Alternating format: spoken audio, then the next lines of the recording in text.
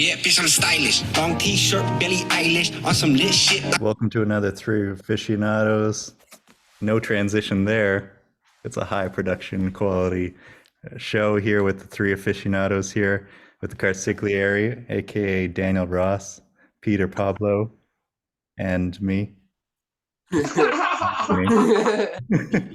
We're going to hit you with all the things analog. We're going to talk about cars and watches. And today I'm going to try to see if my internet cannot fuck up. And we're going to talk about some really interesting updates to the garage, perhaps. Some interesting rapid changes in the watches, I think. And I think we have to talk about the Rolex Titanium Deep Sea Dweller, extra deep, and a little bit of 499 PPP, the Peter Pablo version of Ferraris.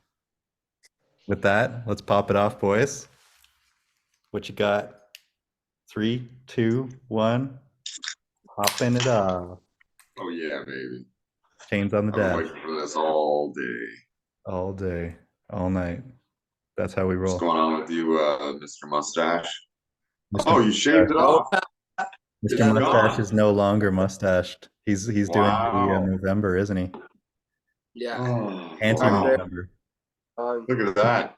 He does not That's been support a man. I'm going too. It was like 6 or 8 months I had that mustache. So felt weird, but I mean I felt like after we started this point, it was kind of like it would have just been like not the same to just keep her going. So yeah, I just an shaved it off. entire bacterial colony that you were like gonna cure syphilis again.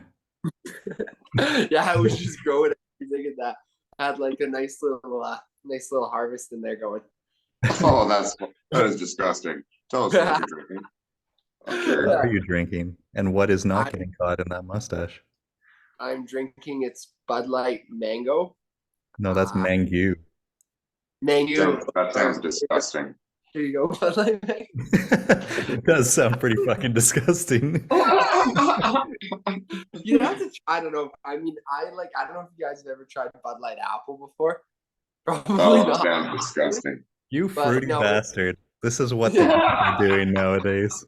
Yeah, this is an old classic. I honestly don't really drink this stuff too much anymore. But I used to drink it more like back in my I don't know, my partying days. Let's say. I mean, I still enjoy partying, but I like don't drink as much as I used to. So this is like back when I would, let's say if I was going for a hard night, I'd get a 12-pack of these and I'd go out.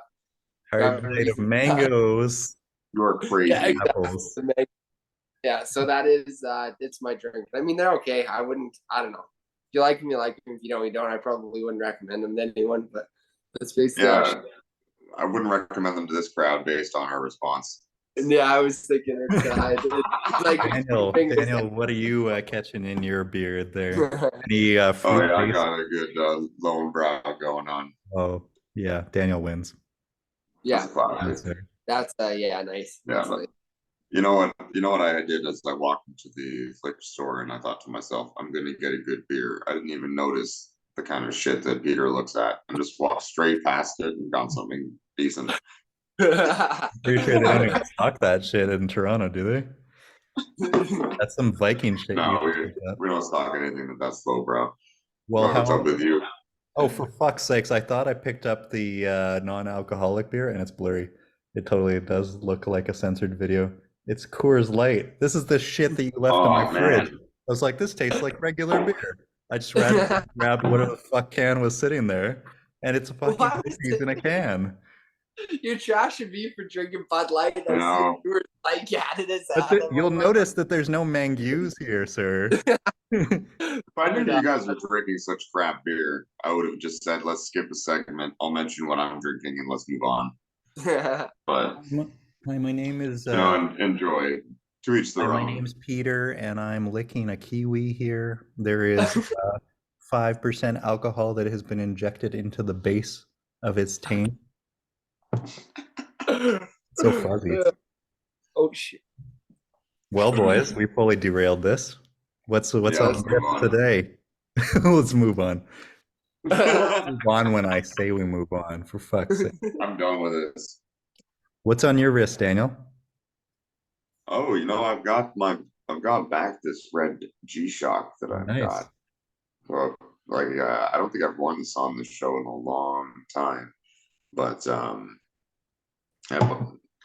just to go over it once again, I purchased it years ago when I first started working on a sailboat and decided I wanted something that was cheap, basically, so I didn't have to worry about it, but also something that was affordable. Oh my God, something that was cheap and How affordable baked and is also Daniel fun. is the question of today. So something that I don't have to worry about, you know. And yeah, I like that it's red and relatively indestructible. Classic G-Shock. Tried giving it to my youngest brother. He turned it down. Said it was too big for him, but that's okay. Now I've learned a little bit more about his taste in watches, and I'll line up something a bit better for him. And Like the maybe in Hellboy hand. the future. It's totally the What's that? Hellboy. That's the Hellboy hand. It's like a massive maroon fist. Yeah, I'm never gonna get that out of my head now that you said that. Totally what I Yeah, they think should have every called it time the I see it. G-Shock Hellboy. G-Shock Hellboy, get fisted. Yeah. So I'm gonna Peter, guess that what are I'm you wearing fisting today? this watch. It's a beautiful watch. Peter, It is. what are you I like fisting it. with? Nice. Fisting with the Boulder Field Medic. I had it on all day, and I almost felt like changing it for the podcast because I think I've had it on for the past 3 shows. But I was like, man, might as well just end. I mean, it's my honestly like this has turned into like my quite a bit everyday watch. I honestly don't even know if I've worn the G-Shock since I got this, which is kind of a little sad. But I'll probably toss it on the wrist here soon. But I just I don't know. I really like this watch. It almost to me feels like a G-Shock on my wrist with the leather, or not leather, sorry, the rubber strap. But yeah, I like it. It's useful. It's a tool watch.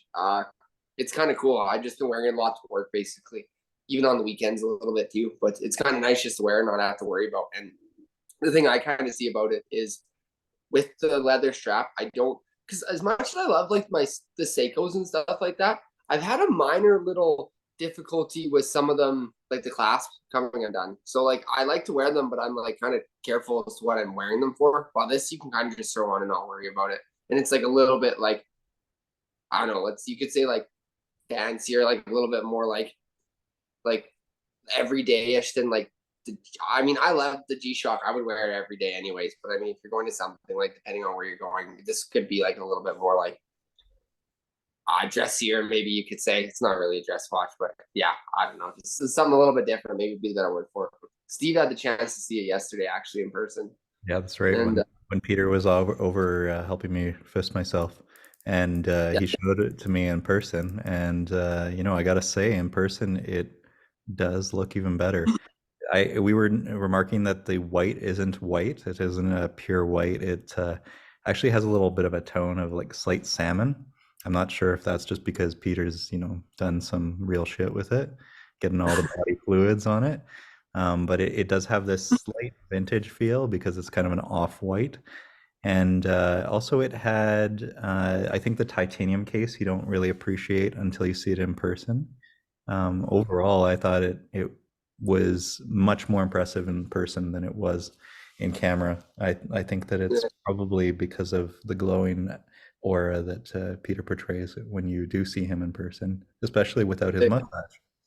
But yeah, I thought it was a home run. Well done, and it is totally befitting this very successful young paramedic gentleman who has. I think this is the first time we've gotten together. You've got the new position lined up. Yes, yeah. Our baby boy, he's growing up. Yeah. He's a real paramedic. He's gonna save the Yes, boys and the girls and the adults. yeah, I'm I full-time position here in Calgary, so it's pretty cool. Quite looking forward to it. So it'll Like be you grow up before my eyes. yeah, it's been pretty crazy. It's been a pretty crazy few years, but come a long way, that's for sure. From the first time I met you. Yep. But that doesn't change our fisting policies. No, lots fisting. Well, what's on my wrist while I fist? Let me tell you, I will be departing for Vegas tomorrow, and I had to go to the bank to get money, but also to figure out What am I wearing? What am I wearing to Vegas? Well, we all know that I'm impractical. So I want guesses. What would be the right watch in my collection to go to Vegas with? Daniel would say, not a watch. You fucking idiot. You're going to get it ripped off your wrist. I'd say G-Shock.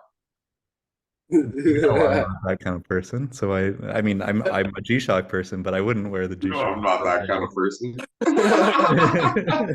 I feel like this may be a possible solid guess, but I can't guarantee it. I feel like it could be the Pelagos FXD, but I may be wrong. I don't know if it could be the Kermit too. One of the I think a Kermits. Cartier. Oh, that's a better guess actually. I Yeah. strongly considered it when I glanced at it, but I had to, sock away. I was like, no precious metal Daytonas. That's just too risky. Nothing Yeah. that is irreplaceable. Still something that's got to be, Swiss and fine on the wrist. A little flex of my pecs. It's gotta be fine on the wrist. So I was like, what's the color of money? Of course, got to go Hulk. All green. Green style and the green ceramic bezel. I was actually having the Cermet, and I had looked at the Kermit, and I was looking at this, and I was like, if it ultimately had to leave my collection, it would be really sad, but it'd be really cool to wear an all money green Hulk to Vegas and just play on your crabs. Whatever tickles your fancy, man. Whatever It's very tickles your tickly. fancy. The tickliest, Yeah. especially since Peter shaved his mustache off. Yeah, Yeah. it's a lot less ticklish now. But so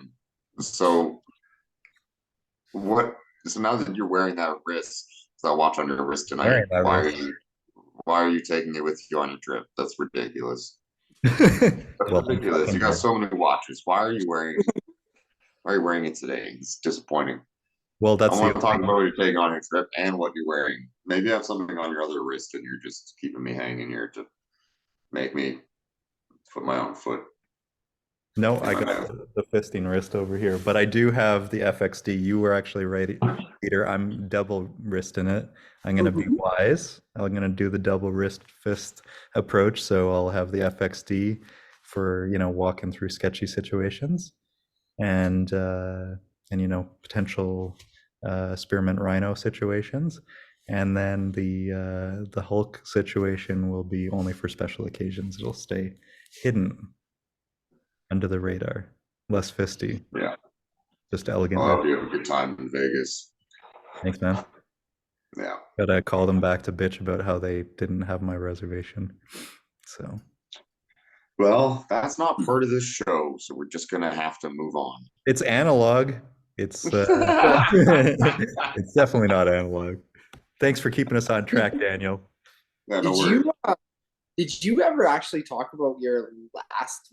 I don't know if we even talked about your last watch purchase ever on the podcast, did we? Well, we even keep track, sirs. Well, you kind of, I guess I've got to go to that one. I'll just jump to it. I was thinking, like, if we're not gonna, I don't know if you were planning on talking about it tonight or not, but I didn't. I don't remember.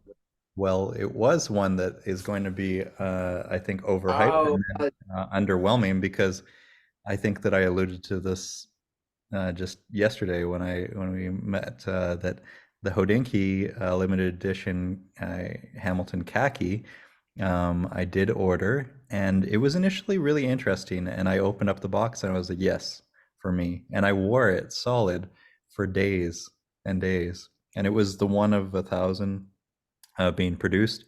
It was this khaki limited edition, came with the nice field notes. And the reason why I'm showing it on the screen is because it's no longer on my wrist, because it's in a box, and I sent it back. I just found that it wasn't getting any wrist time, and it was like, that's interesting. And then the more I looked at it, I was like, it's almost, actually, I was surprised. It was too small on my wrist. It just felt a little too low wrist presence, and I've got so many watches that are kind of like the daily, you could wear it to Vegas or any sketchy zone and not have to worry about it. I got the G-Shock, all metal. I've got the Moon Swatch. I've got quite a few of these, and my wife even remarked, she's like, how many of these throwaway watches, you say, do you have? Like, are you actually wearing any of them? So I took that to heart and I started to think, should I really, or should I maybe send it back? So I kind of submitted the refund request and then they sent the package slip. So I thought it was an interesting watch. It just wasn't for me. I feel like it was more of a Peter watch for some reason. I think it would really match Peter's mustache. Also, the khaki strap, really not great on my wrist. A little creamy. Yeah. It's just gonna collect a little too much DNA. Um, I don't know. I just thought it was a really cool watch that I would really respect if I saw it on someone else's wrist, but not mine. So it was an interesting 1 week experience. And then after that, it's gone back. So I literally just dropped it off at FedEx this afternoon. Sorry. No, I made the right decision. Yeah. You actually did send it back. I'm actually free to insult it now. Well, I was going to take your shit on it, but I wasn't because you were buying it. So yeah, you can feel free to help me with my returner's rewards. Yeah, well, it's too small, and it's Was. kind of boring. It was 38, but it was like a tiny 38. Like I think the Yeah. Chrono has a little bit more presence with the dimensions of the case.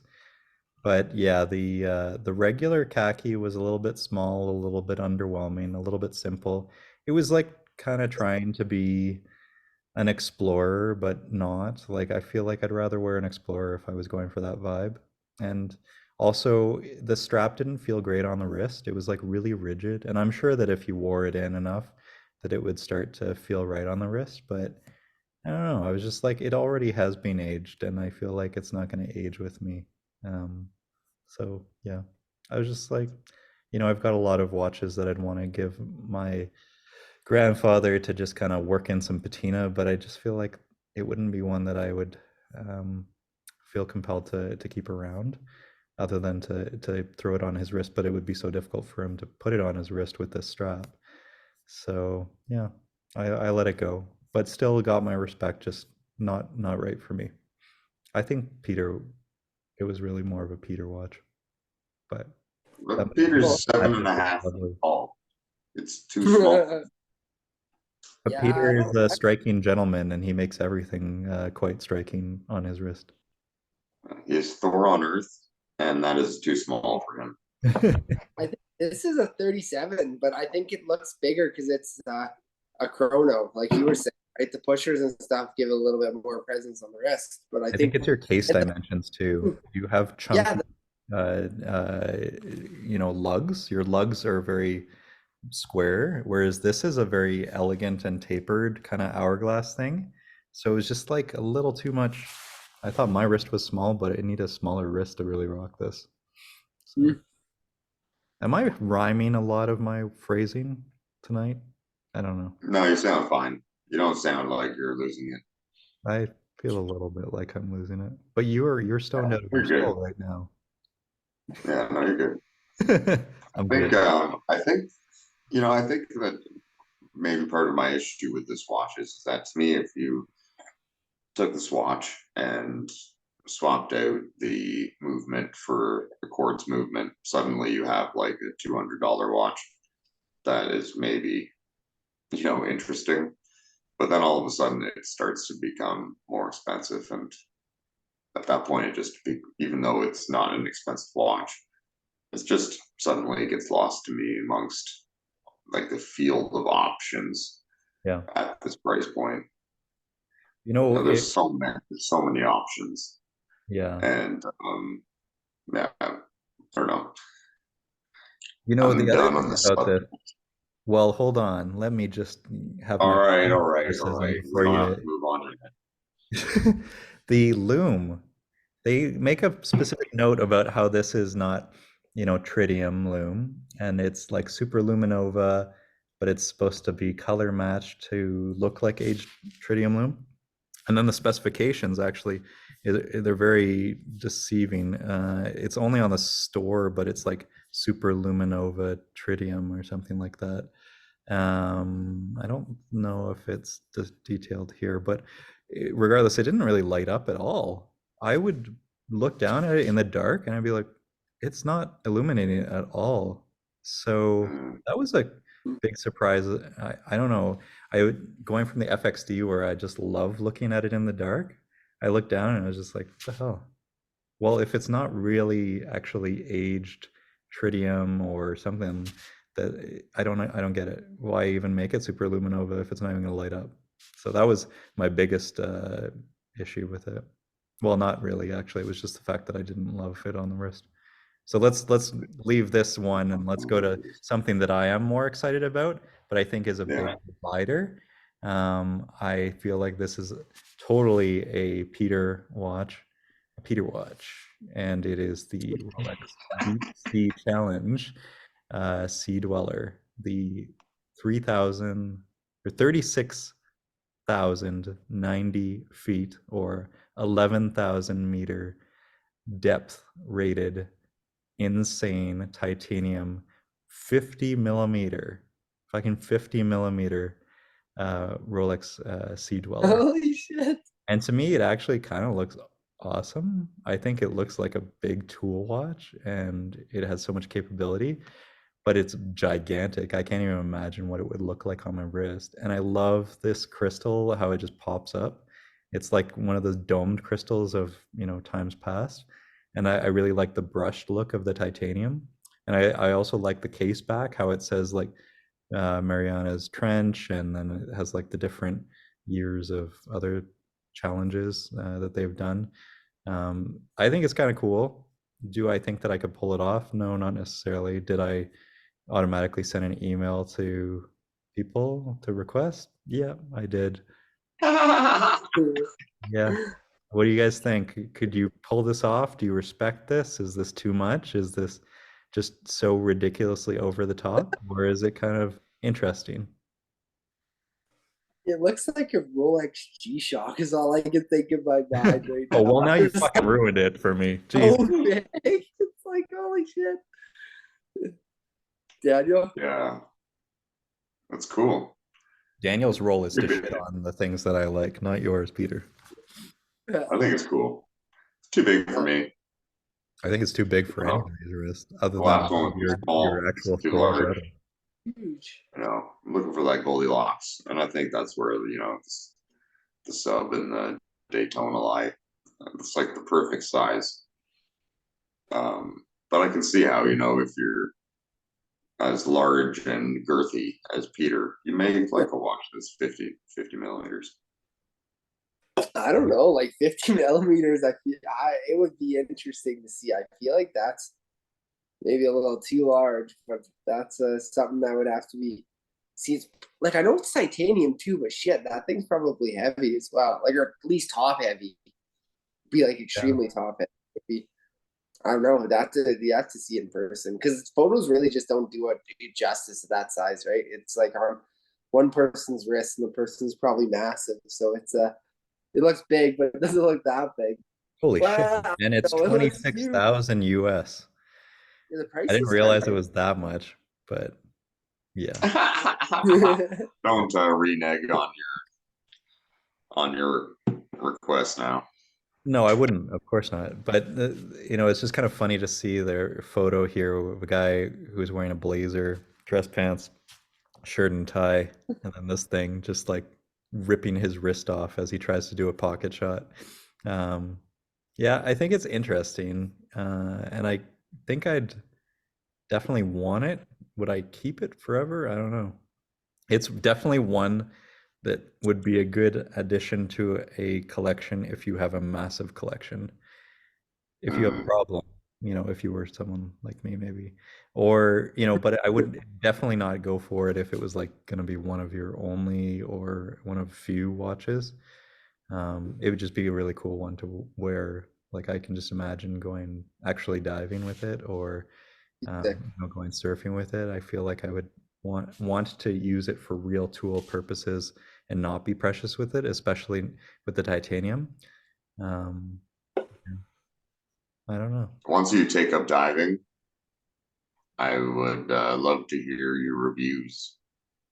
But until then, I think you're just I'm gonna. excited to hear what it's like to walk on the beach with.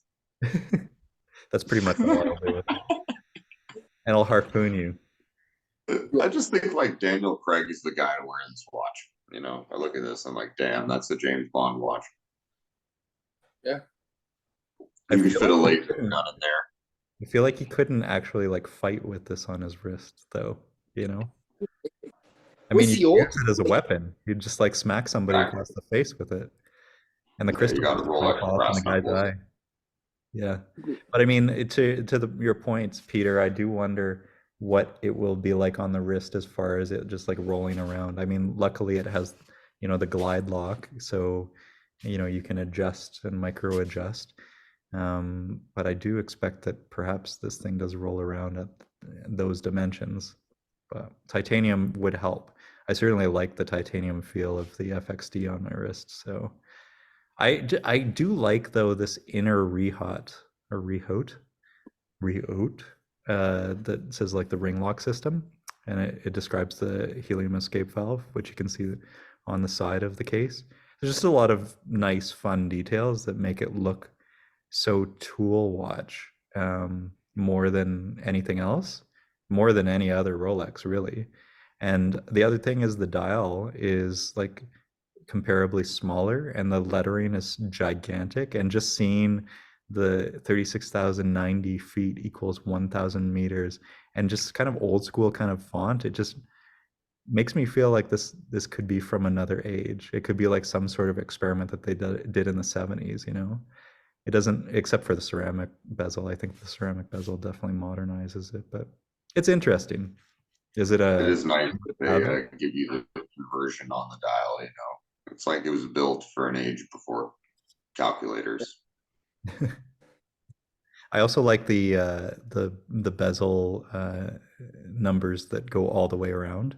It's not just stopping, kind of. No, actually, I'm wrong. Is it? Yeah, so it's got more of the gradient. So you still get the numbers going around, just like you do on the sub, but you get these little hashes, the hash marks, not hash. Daniel's done the hash tonight, Yeah. but yeah, hash mark. All right, who's going for it? I feel like Daniel is like sort of okay with it. Peter's kind of like G-shocked and not going for it. And I don't know. I like think it's really like the only thing I think that's really badass about it is the fact that it's like if you like 1,000 meters, like if I like I don't know, if it was given to me I'd wear it, but I like you said, if you only have like one or two, or we only have more of a like limited collection, it wouldn't be something I personally probably would go spend that amount of money on. I had it, right? But yeah, yeah, that's basically absolutely. it. That's all. I agree with you. On it. Let's Yeah, talk about I'll cars. give it a B plus. I give it a B plus plus, double You B. can't do that. Not an A minus. Actually agreeing with you. All right, let's talk about cars. 499p. It's a Le Mans Hyper Car from Ferrari. It looks cool. They should make it into production. That's when I'll get interested. Look at that inner wheel that you can see right through that vent. It's so cool. So it's basically actually kind of making me more of a believer in the 296, because we've got here a hybrid system again with a V6 twin turbo. It's pretty cool. Is it? Yeah, it's got electric motors, so it's cool. It's light. It's aerodynamic. It's nice to see Ferrari's return to Le Mans. Am I more excited about the Porsche Le Mans car? You can bet your ass. Am I excited about maybe this inspires the next hypercar of Ferrari? Perhaps, but I've not seen any grumblings about what the hypercar would be and if it would be based on this, but it's cool. I don't think we really need to do it to death, but what do you guys think? Gets the nod. Do we have a unanimous opinion here that it's awesome? I think it's cool. Is it awesome? I don't know. Oh my gosh. Are you serious? Look at it. It's fucking badass. What is wrong with it? What standards have you come to that you are like, Well, hey, have you seen the you know new what? Ferrari hypercar? It just doesn't blow my, the powertrain. It just doesn't blow my mind, right? Because it's like they've got this in the 296, which makes it elevates the 296. and it almost like, but the 296 almost pulls this down because the 296 GT3 also launched at the same time. So I don't know. This one's got 670 horsepower. I don't know. The 296 has 800 horsepower. That's fucking nuts. It has more horsepower than this. This is cool. It looks nuts. And don't get me wrong, it's a full out race car. But can I drive it? Can I buy it? No. But could I buy it? And could I drive it in a hypercar in reality from Ferrari? If they made something like that with a license plate, I'd be way more excited. But for right now, it's a race car. So I'm reserved. That's all. I don't know. It's okay. I know you got it extremely defensive there, but that's okay. I'm The drinking a beauty Coors of Light. this is that we can all just enjoy the craziness of this car, and so you can say,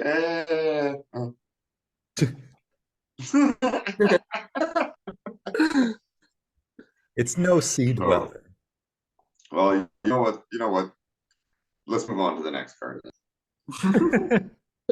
You know, Ferrari, boring. Boring. Same thing. M5 going hybrid. And they're making it look like the V10. The what was it? The E, I can't remember. It was the one where it went V10 and then it would always blow up. But it Yeah. doesn't look that good to me. And also I'm really sad that they're, I mean, honestly, it just keeps on getting watered down. I mean, I'm sure it's going to have insane horsepower, all-wheel drive. But now we've got insane horsepower with electric augmentation. Is it something that I really need to have? I mean, it looks like it's going to be the 4.4 liter V8 with electric, and it's going to be an insane amount of horsepower, most likely. But I would rather have the prior M5 or the current M5, or perhaps maybe an M5 from another age. And to that, I will anticlimactically try to pull up the thing that I'm trying to allude to while pulling up photos on my thing and not lose it. But basically, E39 M5, I just bought it. And it's a 2000. It's black on black. It's carbon black, so it's like a metallic. And it's got only a Borla exhaust. Has been owned by two much more mature drivers than I am. 100,000 kilometers, and it's been babied way more than I will ever baby it. And it's time to get out and drive it as a daily driver, and I think it's really cool. I drove it 3 hours down from Edmonton before winter hit, and it was so smooth. It was exactly how David Letterman described the 944 Turbo, hot butter. It is just like so buttery smooth, but crisp and analog, and it just comes on with a beautiful crescendo build. It's just something that is a totally different experience for me. I mean, I've driven sporty saloon luxury cars, but this is just with the romanticism of a day that's gone by. This V8 that just revs up so nicely, and it just rides so smoothly, but it's so competent and capable, and it has character. And the shift of a manual, it is such a nice long throw, but very precise. It's just really beautiful. Yeah, I mean, this was a no-brainer. I had to go for it. It was a good price, and yeah, I'm gonna use it as a daily driver. And I took it straight down, put winter tires on it, got it serviced, and just waiting for a sway bar mount, and for the weather to be nicer before I take it back. Also to have a garage space maybe. But yeah, decent choice, Daniel, Mr. Dynan. Excellent choice. Excellent choice. Much more Mazel excited about tov. this Mazel than tov. the Congratulations. Thank you. Just to translate, that means a lot of things, but it can mean congratulations. That's a beautiful car. That is one of the all-time dream cars for me. I wish you were And, out. I agree with you completely, and it makes me really miss my my 39. My God. The only thing about it is like right now, I'm just like seeing like an ex-girlfriend out with a new boyfriend. I'm looking at this, I'm like, oh yeah. am I the boyfriend or the girlfriend? You're well. I don't want to get into that right now. This I really remember just like watching the early fifth gear video where they're reviewing this car in the rain. They're just like, this is like the most amazing car of all time. I have to get something like that one day. And then I haven't had one yet, but years ago, I had the opportunity to buy the E39 Diamond 5. And to me, it was just like, they're basically two peas in a pod, slightly different approaches to a similar concept. And either one you'd be just like exceptionally happy with.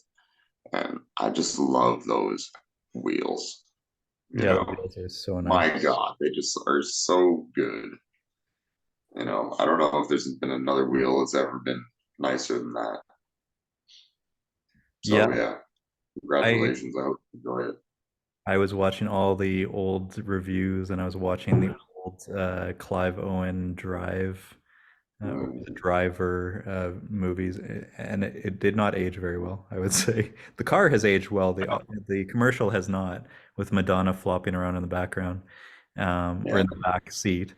But yeah, this has aged much better than Madonna, I gotta say. Yeah, And you know, upsides owned by two guys who have never driven it nearly as hard as I drove it home. It's been very well cared for, all the records, and the fact that it's bought and sold from Edmonton. It's an Alberta car all its life. It's never seen winter until now, and it's got a little bit of patina on the front bumper. He did respray the hood. The grills he did replace with newer grills, but they still are OEM, but the clip's kind of janky. It's got a few minor things. The brake fluid really needed to be done. All the fluids needed to be done, and it needed some filters, the sway bar mount, just minor little bits. But the most important things, the powertrain, transmission, everything's great. The tires are a little bit old. They were 2015, but they've been barely driven on. Definitely not driving on those now. Got Michelin X Ices thrown on there, and it's a black leather interior. It's classic. It's the pre-facelift. Ideally it would be a 2001 with the facelift, and ideally it would be like the blue or the red. But beggars can't be choosers. It's better to have one with this heritage and coming at this price. So and also it was like, quote, unmolested. It only had the Borla exhaust, and otherwise was well cared for. He actually updated the deck with a more modern M5 deck. It looks perfect on it. Would I have left it original? Yeah, probably, but it does look nicer. The other thing is he removed the cell phone in it, like the car phone. I'm sad that was removed. What was the car that I had previously that I would always like pick up the phone whenever you would drive by, Daniel? Oh, it was the 911 Turbo, the 997. Of course, yeah. Yeah, I'm so sad he didn't have that anymore. But yeah, it's a pretty cool car, and honestly, it has actually defeated my expectations. Driving it home was way better than when I test drove it. It's super cool. I really like it a lot, and I kind of have fantasies of growing a family in it, having it as one of the cars in the fleet. But I gotta say, you said don't get winter tires and don't drive it in the winter. And the guy who had owned it before was like, oh, this is just a Sunday driver. To me, it wouldn't make sense to use this as a Sunday driver. I've got too many cars that would fit that criterion. This is meant for a daily driver, and honestly, I don't have anything to drive in the winter aside from my wife's car. So this is getting good winter tires, and I'm just gonna only drive it on nice winter days. Otherwise, I'll just steal my wife's car and ride a bike in torrential, horrible blizzard. It's reasonable. I think it's Call Peter for a ride to work in the ambulance. Yeah, right. Yeah, that's a great car, man. It's really nice. It it was a much better buy than I thought. And I mean, the number I got at was 42 grand Canadian. I think it was pretty good price, especially now that prices have been going up so much on them, and people are asking crazy money for the really mint ones. This one is a good lower mileage, well cared for, good heritage, no brainer. I'm not going to lose on it, and I'm going to enjoy it. And even if I broke even on it, I will have enjoyed the fact that I got really good memories out of it. So I have absolutely nothing but happiness being poured into it. So yeah. Yeah, awesome. It will have to be featured at the next episode. I'll be picking it up next week when we get it just right with the sway bar mount. The major question is, where do I put it? I'm running out of garage space. You're gonna have to rent a second garage somewhere. Well, actually, the agreement with my mom when I helped them with their down payment on their house was they build a garage and I get a space. But at the same time, I'm a little bit worried about my stepdad's ability to park next to it. I hope he doesn't watch the show. Well, just covering something. And if your mom is listening, we're sorry to blow your secret. No, it's my stepdad, not my mom. Here's another drop that has me a little bit underwhelmed cool. with the 718 Style Edition. It's fancy colors, but like I don't know. It looks nice in the Ruby Star, and it's just all a cosmetic thing. I don't think that they upped anything on it for performance. And clearly, I feel like this is more marketed towards an Asian market and maybe a female market, especially based upon, the driver that's featured in these photos. I don't know. I like Ruby Star. It's a great color, but I don't know. I wouldn't go for this edition if it was offered to me. What's the name of the color called? Ruby Star Red or Ruby. Not It's like Ruby, it's not like Ruby fuchsia. Star. You said Ruby Ruby Star. Ruby I Star swear is to God, you said Ruby Star Red earlier, and Ruby Star Red is my ex-porn name. I had heart palpitations. Ruby Star Red. That's right. That's I cool. just get so sad when I see a Like color. 964 Carrera RS being referenced in this as this being a tribute. It's just like, no, this is not a 964 RS.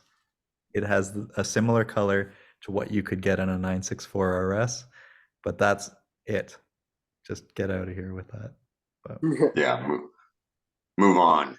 move on. We're done with that. Here's with something that's exciting for something that I'm actually really looking forward to.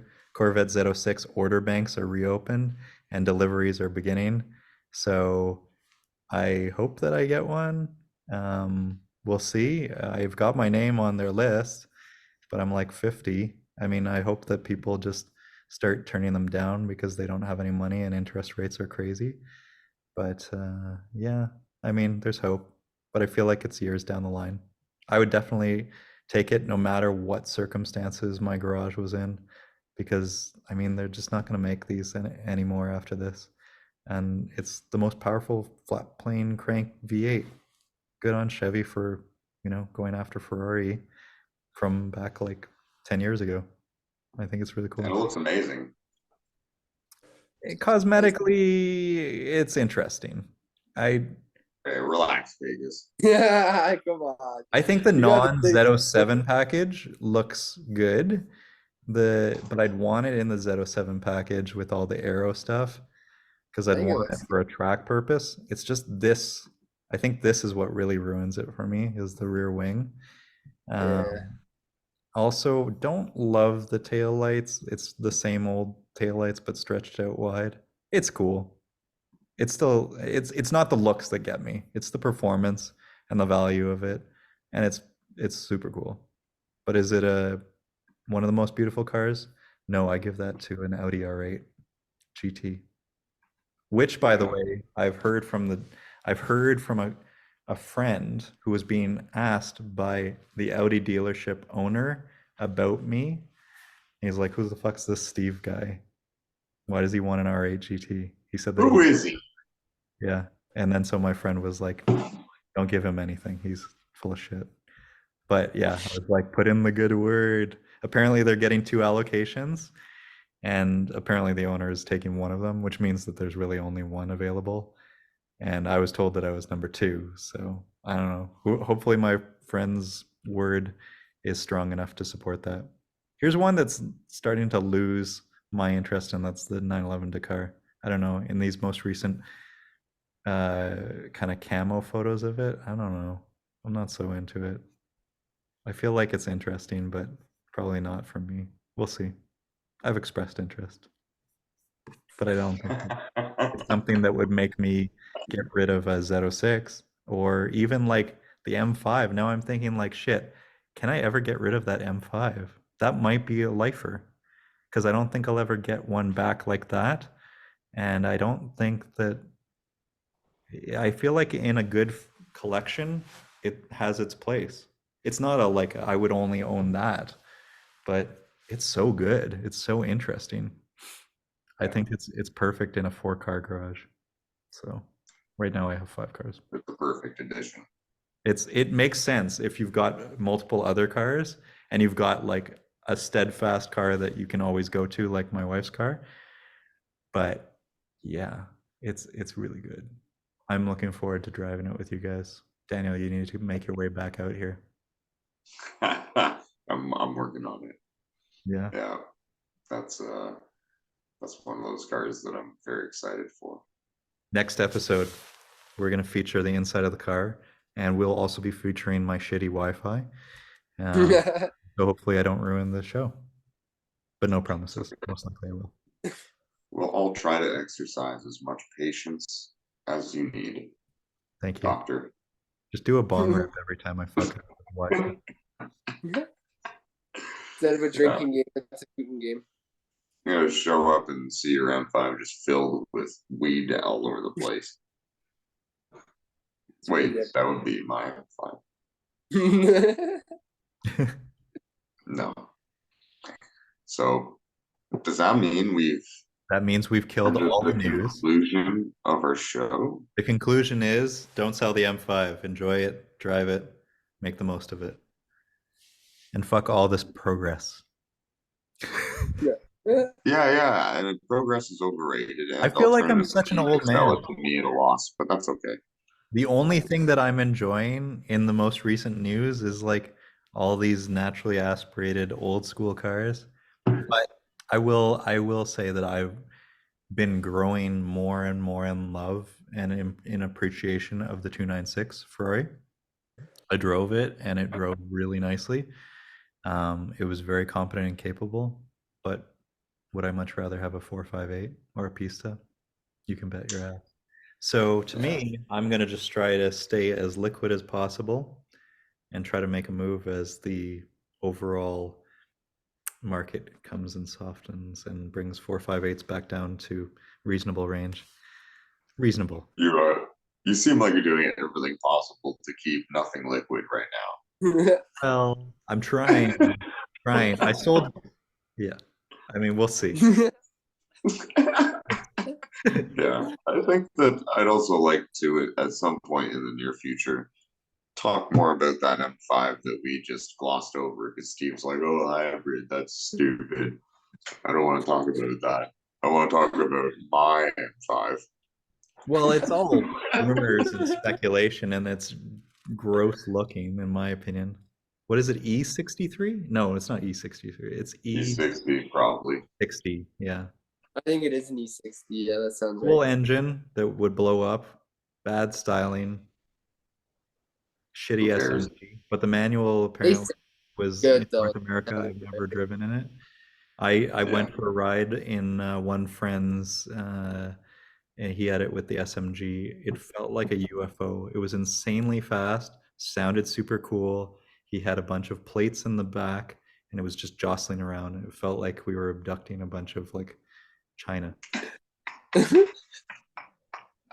Whose porcelain is that? It was literally a fucking bunch of plates. I was like, why are we driving in a ballistic missile with plates in the trunk? And why am I in the back seat? What is the duct tape here for? And a shovel? Jesus. What's with all these hammers? That was the night that I almost got murdered. Yeah, murdered in an E60. Murdered by aliens. Yeah. That's So all. yeah, I mean, I think that you're wrong about the BMW M5, and that's probably a topic of discussion for another day. Let's talk about it. Let's talk about it another day. Yeah. Until the other day, Daniel. Peace out. Okay. Thanks again, everyone. Growing out Peter's mustache. You'll be back with a good duster. Little bit of And I'll yeah, be a little bit- joining Peter in the mustache competition There we in go. November, boys. Peace. Yeah. Peace.